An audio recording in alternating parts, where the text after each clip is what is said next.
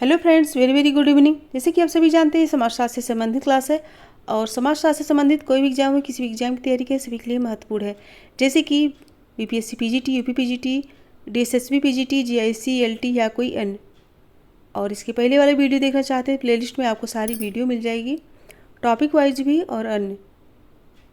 और जो बच्चे चैनल पर न्यू हैं, प्लीज़ चैनल को सब्सक्राइब कर लीजिएगा और ज़्यादा से ज़्यादा संख्या में शेयर करने की कोशिश कीजिए और पसंद आए तो लाइक कीजिए। तो चलिए देर न करते हुए आज की क्लास स्टार्ट करते हैं। आई होप ज़रूर पसंद आएगा। तो चलिए, आज का पहला क्वेश्चन है, मार्क्स के अनुसार मिथ्या चेतना निम्नलिखित में से क्या है? ऑप्शन ए वह प्रक्रिया जिसके द्वारा सर्वहारा इतिहास में अपनी स्थिति का बोध करता है, और बी है सर्वहारा की अपनी स्वयं की एवं अपने वास्तविक हितों की संकल्पना में अंतर, और सी है समाज की बुर्जुआ एवं सर्वहारा संकल्पनाओं के बीच अंतर, और डी है यह विचार कि किसी वर्ग द्वारा आधारित कोई सामान्य विश्वास अनिवार्यता सही है। क्वेश्चन को अच्छे से पढ़िए फिर आंसर दीजिए। पहले बता दे रही हूँ कि आज के क्वेश्चन कुछ टफ है, तो आप लोग टेंशन मत लीजिएगा। राइट क्या होगा? ऑप्शन बी, सर्वहारा की अपनी स्वयं की एवं अपने वास्तविक हितों की संकल्पना में अंतर, बी राइट होगा। नेक्स्ट, इमाइल दुर्खीम के अनुसार मानव अभिकरण किसके द्वारा निरुद्ध होता है? ऑप्शन है राजनीतिक प्रक्रिया, सामाजिक संरचना, आर्थिक संसाधन या फिर दूसरे कर्ताओं के अभिकरण। इसमें सही आंसर क्या होगा? सही आंसर क्या होगा? ऑप्शन बी सामाजिक संरचना। दुर्खीम ने सर्वप्रथम विसंगत के उदाहरण को अपनी महत्वपूर्ण पुस्तक, कौन सी पुस्तक है? The division of labour in society, जो कि 1893 में आई थी, और इसी पुस्तक में उन्होंने श्रम विभाजन के सामान्य तथा व्याधिकी परिणामों का उल्लेख किया है। नेक्स्ट, निम्नलिखित में से कौन सा सामाजिक संरचना का पहलू नहीं है? पूछे गया कौन सा सामाजिक संरचना का पहलू नहीं है। ऑप्शन है भाषा, प्रतिमान, भूमिकाएं एवं परिस्थितियां, संस्थाएं। सही आंसर बताइए।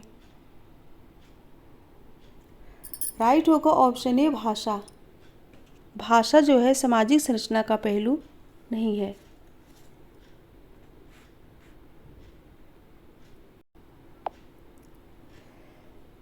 नेक्स्ट है, दुर्खीम के अनुसार विधि समाज के, ऑप्शन है श्रम विभाजन का दृश्य प्रतीक है, और भी सामूहिक चेतना का दृश्य प्रतीक है, और सी है यांत्रिक एकता का दृश्य प्रतीक है, और डी धार्मिक जीवन का दृश्य प्रतीक है।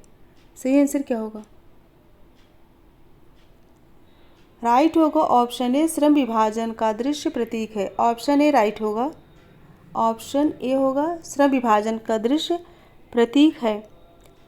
दुर्खीम लिखते हैं कि विधि या कानून समाज के श्रम विभाजन के दृश्य प्रतीक है। दुर्खीम ने अपनी पुस्तक सोशल डिवीजन ऑफ लेबर में सामाजिक एकता का विश्लेषण जो है विस्तारपूर्वक किया है। नेक्स्ट क्वेश्चन है, विकसित एवं विकासशील समाजों में अंतर स्थापित करने के लिए प्रतिमान चरों का प्रयोग किसने किया है? विकसित एवं विकासशील समाजों में अंतर स्थापित करने के लिए प्रतिमान चरों का प्रयोग किसने किया? Option A Kingsley Davis, B Hoselitz, W E. Moore, Parsons. सही आंसर बताइए। इंपॉर्टेंट है, सही आंसर क्या होगा? राइट होगा ऑप्शन डी पार्सन्स। पार्सन्स ने प्रतिमान चरों को 5 भागों में बांटा है, उसे आप लोग अच्छे से याद कर लीजिएगा। नेक्स्ट है, आर डेहनडॉफ के तर्कानुसार उत्तर औद्योगिक समाज किस आधार पर विभाजित है? ऑप्शन ए वर्ग, बी है सत्ता का प्रयोग, और सी उत्पादन के साधनों पर स्वामित्व, और डी है लोकतंत्रात्मक सहभागी प्रतिरूप। सही आंसर क्या होगा? राइट होगा ऑप्शन बी सत्ता का प्रयोग। रॉल्फ डेहनडॉफ के अनुसार उत्तर औद्योगिक समाज सत्ता के प्रयोग के आधार पर विभाजित है, और डेहनडॉफ ने संघर्ष के संरचनात्मक स्रोत को ढूंढने का प्रयत्न भी किया है। नेक्स्ट, निम्नलिखित में से कौन सी एक जनजाति समाज की आधारभूत विशेषता नहीं है? जनजाति समाज की आधारभूत विशेषता नहीं है, इंपॉर्टेंट है। ऑप्शन ए अलग भाषा, अलग भूभाग, सामाजिक वेदीकरण या फिर खंडी। सही आंसर क्या होगा? ऑप्शन डी राइट होगा, खंडी। जनजाति समाज की निम्नलिखित विशेषताएं हैं, कौन कौन सी हैं? सामान्य भूभाग, सामान्य भाषा, विस्तृत आकार, अंतःविवाह, एक नाम, सामान्य संस्कृत, आर्थिक निर्भरता, राजनीतिक संगठन और सामान्य निषेध। Very very important. नेक्स्ट निम्नलिखित में से कौन सा एक युग्म सही सुमेलित नहीं है? कौन सा एक युग्म सही सुमेलित नहीं है? मार्गन, इरोक्वा यानी कि इरोक्विश जनजात, Franz Boas, Eskimo, A C Haddon, Torres Strait, WHR Rivers, Melanesia. जो सुमेलित नहीं है वही बताना है। यहाँ पे राइट क्या होगा? ऑप्शन डी, WHR रिवर्स ने मलेशियन जनजात का अध्ययन नहीं किया है। मेलेनेशिया जनजात का अध्ययन किसने किया है? कार्ड रिंगटन एवं मैरिट ने। किसने? कार्ड रिंगटन एवं मैरिट ने मेलेनेशिया जनजाति का अध्ययन किया है। और हेडन ने टोरस स्ट्रेट, फ्रेंच बॉस ने एस्किमो, मार्गन ने इरोक्वा यानी कि इरोक्विश जनजाति का। महत्वपूर्ण है। नेक्स्ट निम्नलिखित में से कौन सा सिद्धांत सामाजिक व्यवस्था को समझने हेतु सामाजिक प्रतिरूप को अपनाता है? ऑप्शन ए संघर्ष सिद्धांत, प्रकारवादी सिद्धांत, उत्पादन रीति सिद्धांत या फिर व्यवहारवादी सिद्धांत। सही आंसर क्या होगा? सही आंसर क्या होगा? ऑप्शन बी, प्रकारवादी सिद्धांत। बी राइट होगा।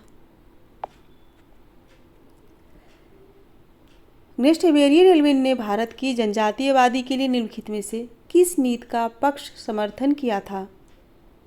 सो ऑप्शन ए रोजगार एवं शिक्षा में आरक्षण, भूमि सुधार एवं कृषि अधिकार, उसी जनजाति जीवन शैली में राज्य का कोई हस्तक्षेप न होना, और डी राष्ट्रीय जीवन में उनका संपूर्ण एकीकरण।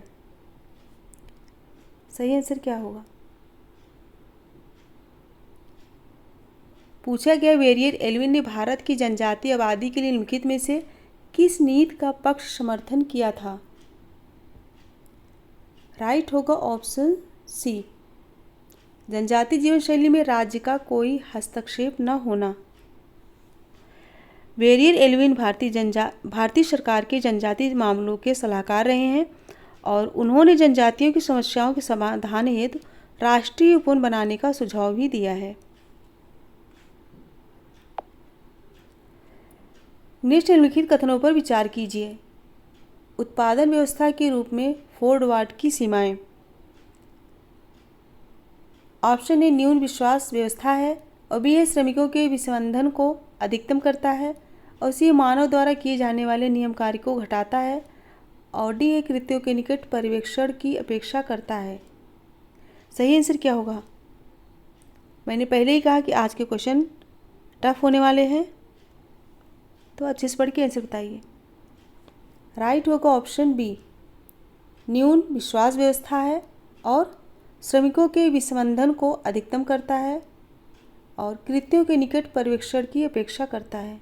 बी राइट होगा। नेक्स्ट, निम्नलिखित में से कौन सी एक किसान पीजेंट समाजों की विशेषता है? कौन सी एक किसान यानी कि पीजेंट समाजों की विशेषता नहीं है? ऑप्शन ए परिवार के सदस्यों का श्रमिकों जैसा इस्तेमाल, और बी है पूर्ण पृथक्करण, और सी उत्पादन एवं उपभोग की इकाई के रूप में परिवार, और डी है कृषि एक जीवन शैली के रूप में। पूछे गए जो पीजेंट यानी कि कृषि समाजों की विशेषता नहीं है वही बताना है। राइट होगा ऑप्शन बी, पूर्ण पृथक्करण। बी राइट होगा।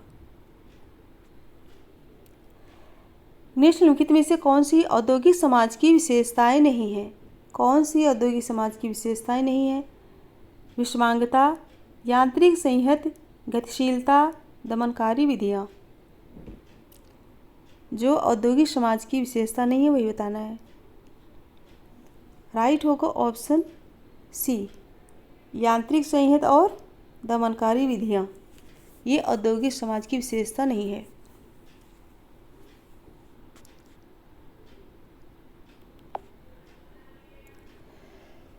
नेक्स्ट है, औद्योगिक समाज में सामाजिक स्तरीकरण के संबंध में निम्नलिखित कथनों पर विचार कीजिए।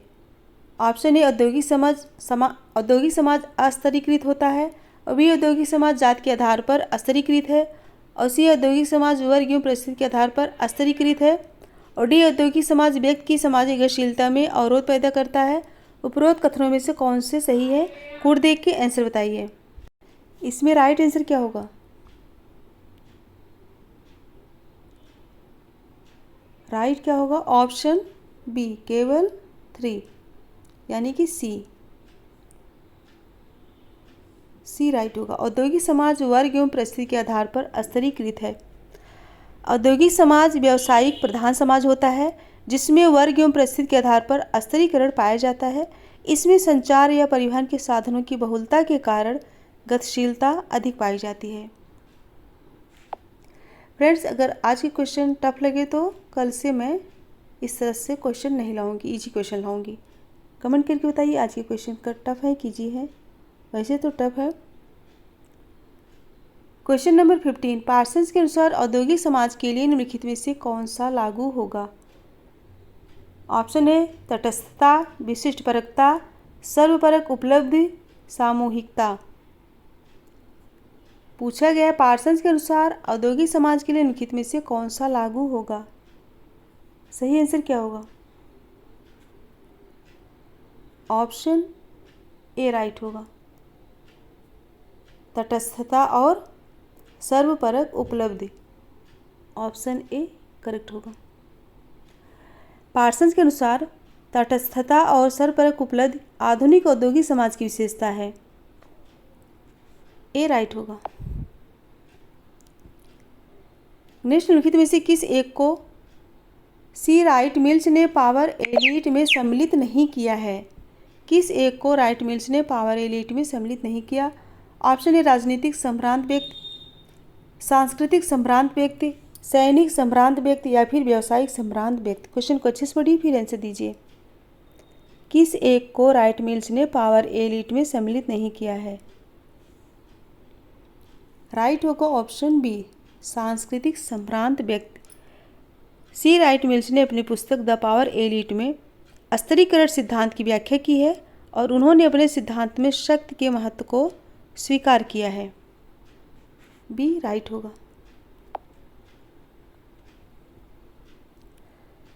नेक्स्ट है, शक्ति एवं सत्ता के अंतर के संबंध में निम्नलिखित में से कौन सा एक कथन सही है? शक्ति एवं सत्ता के अंतर के संबंध में निम्नलिखित में से कौन सा एक कथन सही है? ऑप्शन ए, शक्ति शारीरिक बल प्रयोग पर आधारित है, सत्ता नहीं। और बी है, सत्ता समाज में निहित है, सत्ता राज्य में निहित है। और सी है, सत्ता वैध शक्ति है। और डी, केवल राज्य के पास शक्ति है, गैर राजनीतिक संस्थाएं सत्ता का प्रयोग करती हैं। ऑप्शन देख के आंसर बताइए। सही आंसर क्या होगा? राइट होगा ऑप्शन सी, सत्ता वैध शक्ति है। सी राइट होगा। नेक्स्ट है, मैक्स वेबर के अनुसार नौकरशाही की अभिलाक्षणिक विशेषता क्या है? मैक्स वेबर के अनुसार नौकरशाही की अभिलाक्षणिक विशेषता क्या है पूछा गया है। ऑप्शन है, यह नेता के संकल्प का प्रतिनिधित्व करती है। बी, यह तार्किक विधिक सत्ता पर आधारित है। और सी, यह वंशानुगत परिस्थिति पर आधारित है। और डी है, यह नैतिक सत्ता पर आधारित है। सही आंसर क्या होगा? राइट होगा ऑप्शन बी, यह तार्किक विधिक सत्ता पर आधारित है। ऑप्शन बी राइट होगा। मैक्स वेबर के अनुसार नौकरशाही तार्किक एवं विवेकशील नियमों पर आधारित होती है। तार्किक एवं विवेकशील नियमों पर आधारित होती है। नेक्स्ट है, मैक्स वेबर द्वारा निरूपित चमत्कार के संप्रत्यय के अंतर्गत चमत्कार प्रभाव रूप से किसमें अंतर्निहित है? क्वेश्चन क्या है? मैक्स वेबर के अनुसार निरूपित चमत्कार के संप्रत्यय के अंतर्गत चमत्कार प्रभाव रूप से किसमें अंतर्निहित है? ऑप्शन है, नेता के व्यक्तित्व की सहज विशेषताओं में। और बी है, अनुयायियों के द्वारा नेता को दिए गए प्रत्यभिज्ञान में। और सी किसी विशिष्ट परिवार के वारिस के नाते विरासत में प्राप्त गुणों में, और डी भौतिक संपत्ति एवं आय से संपन्नता में। सही आंसर क्या होगा? राइट होगा ऑप्शन ए, नेता के व्यक्तित्व की सहज विशेषताओं में। मैक्स वेबर के अनुसार सत्ता न तो वैधानिक नियमों पर और न ही परंपरा पर बल्कि करिश्मा और चमत्कार पर आधारित होती है। जिन व्यक्तियों में कोई विलक्षणता, करामात या चमत्कार दिखाने की वास्तविक या अनुमानित शक्ति है, वे इस प्रकार की सत्ता के अधिकारी होते हैं। निम्नलिखित में से कौन राजनीतिक समाजीकरण का अभिकरण नहीं है? निम्नलिखित में से कौन राजनीतिक समाजीकरण का अभिकरण नहीं है? ऑप्शन ए, छात्र संघ के निर्वाचन, श्रमिक संघवाद, स्वयं सहायता समूह या फिर आधुनिक प्रौद्योगिकी। पूछा गया है राजनीतिक समाजीकरण का अभिकरण कौन सा नहीं है? राइट होगा ऑप्शन डी, आधुनिक प्रौद्योगिकी। डी करेक्ट है। नेक्स्ट है क्वेश्चन नंबर 20। अल्पतंत्र का लौह नियम निम्नलिखित में से किस समाजशास्त्री ने विकसित किया है? अल्पतंत्र का लौह नियम निम्नलिखित में से किस समाजशास्त्री ने विकसित किया? ऑप्शन है अपनी नौकरशाही की विवेचना में रॉबर्ट मिशेल ने, और बी अपनी पूंजीवादी समाज की विवेचना में कार्ल मार्क्स ने, और सी अपनी सत्ता की विवेचना में मैक्स वेबर ने, और डी अपनी शक्ति की विवेचना में बी परेटो ने। सही आंसर बताइए। इसमें सही आंसर क्या होगा?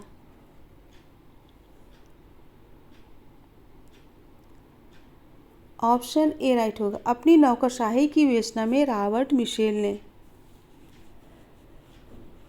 अल्पतंत्र के लौह नियम का प्रतिपादन रॉबर्ट मिशेल ने अपनी पुस्तक पॉलिटिकल पार्टी, जो कि 1911 में आई थी। कब आई थी? 1911 में इनकी पुस्तक आई थी पॉलिटिकल पार्टीज।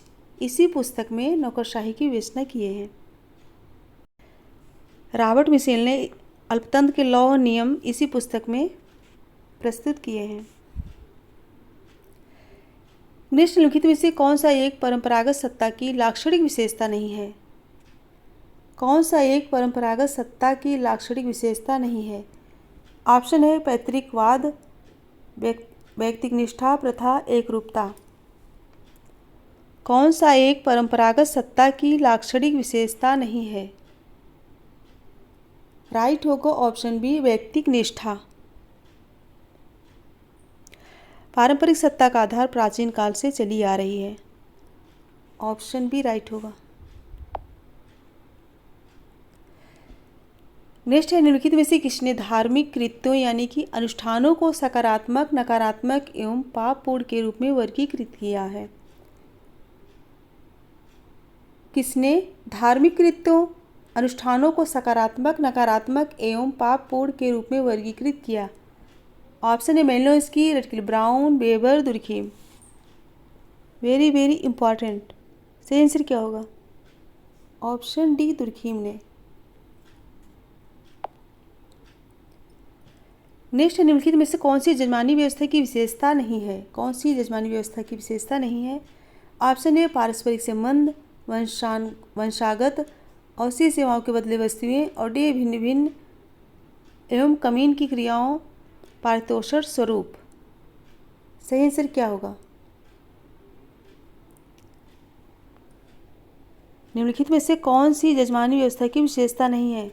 राइट होगा ऑप्शन डी, भिन्न भिन्न कमीन की क्रियाओं का पारितोषिक स्वरूप।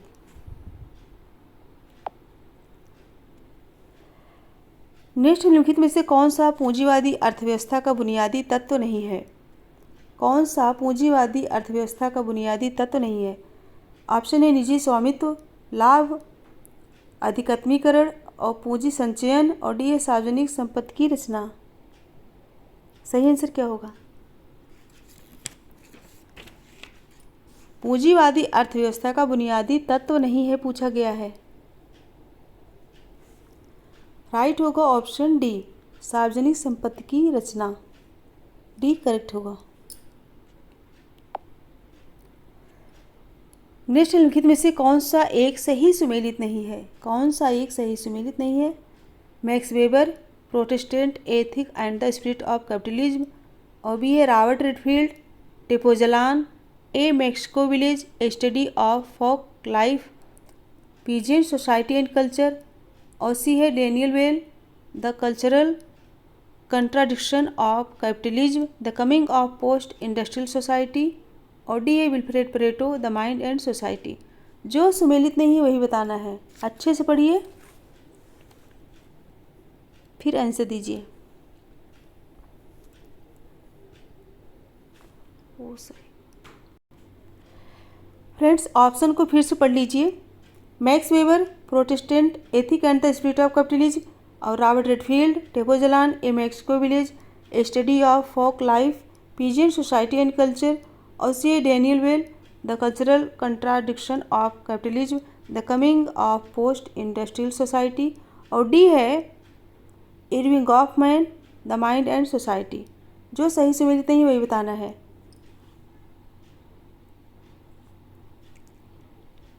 सही आंसर क्या होगा? ऑप्शन डी होगा, Irving Goffman, the mind and society. The mind and society किसकी है? विल्फ्रेड परेटो की है। और इरविंग गॉफमैन की कौन सी पुस्तक है? The presentation of self in everyday life और एस्लम।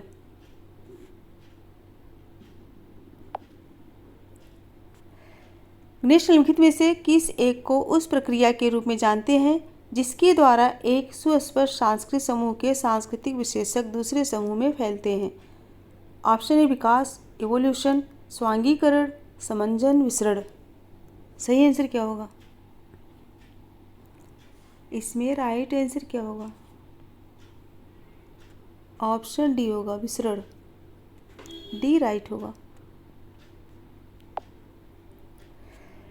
नेक्स्ट निम्नलिखित में से कौन सी एक संस्कृत की विशेषता है? पूछा गया है कौन सी एक संस्कृत की विशेषता है।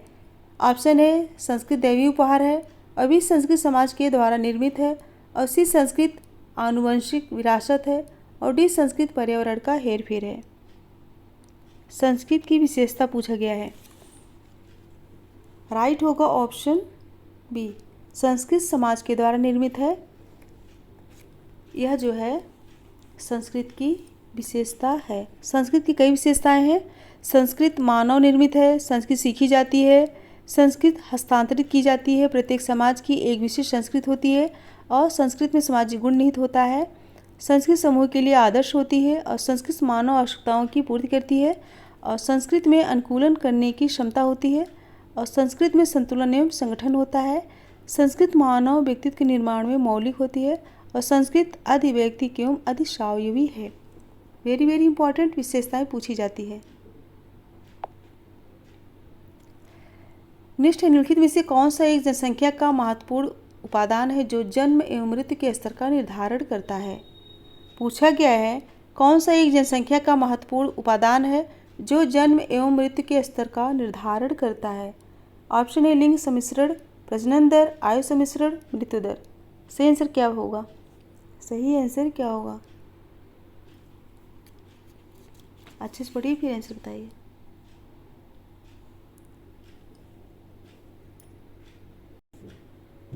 ऑप्शन सी होगा, आयु सम्मिश्रण।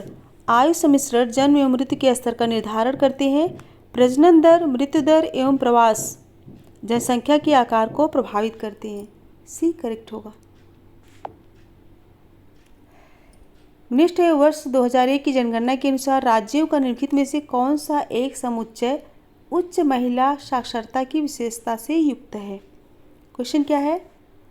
वर्ष 2001 की जनगणना के अनुसार राज्यों का निम्नलिखित में से कौन सा एक समुच्चय उच्च महिला साक्षरता का विशेषता से युक्त है? उच्च महिला साक्षरता की विशेषता से युक्त है। ऑप्शन है केरल, मिजोरम, लक्षद्वीप, और बी है गुजरात, हरियाणा एवं कर्नाटक, और सी है जम्मू कश्मीर, अरुणाचल प्रदेश एवं लक्षद्वीप, और डी है दिल्ली, उत्तर प्रदेश एवं झारखंड। सही आंसर बताइए। राइट होगा ऑप्शन है केरल, मिजोरम और लक्षद्वीप। केरल में 87.7 है महिला साक्षरता दर, और मिजोरम में 86.7 और लक्षद्वीप में 80.5। नेक्स्ट क्वेश्चन है, निम्नलिखित में से किस एक भारतीय राज्य ने रोजगार गारंटी योजना सर्वप्रथम आरंभ करने की प्रगतिशील पहल की? क्वेश्चन क्या है, किस एक भारतीय राज्य ने रोजगार गारंटी योजना सर्वप्रथम आरंभ करने की प्रगतिशील पहल की? ऑप्शन है महाराष्ट्र, तमिलनाडु, गुजरात, मणिपुर। सही आंसर बताइए। राइट आंसर क्या होगा? ऑप्शन ए होगा महाराष्ट्र। महाराष्ट्र ने सर्वप्रथम 1972-73 में ग्रामीण भूमिहीन रोजगार गारंटी कार्यक्रम योजना प्रारंभ की थी। ऑप्शन ए करेक्ट होगा। फ्रेंड्स 30 क्वेश्चन कंप्लीट हुए। अभी ज़्यादा क्वेश्चन नहीं लाएंगे, कुछ दिन बाद 50 क्वेश्चन कर देंगे क्योंकि अभी ज़्यादा बच्चे नहीं पढ़ रहे हैं। आज के क्वेश्चन टफ थे, मुझे पता है, तो रिवाइज करेंगे, आ जाएगा। और जो बच्चे बीपीएससी 4.0 की तैयारी कर रहे हैं, अभी से जो है कंटिन्यू जारी कर दीजिए क्योंकि नवंबर तक एग्ज़ाम वो भी हो जाएगा। तो मेरे साथ बने रहने के लिए thank you so much. Good bye, good night.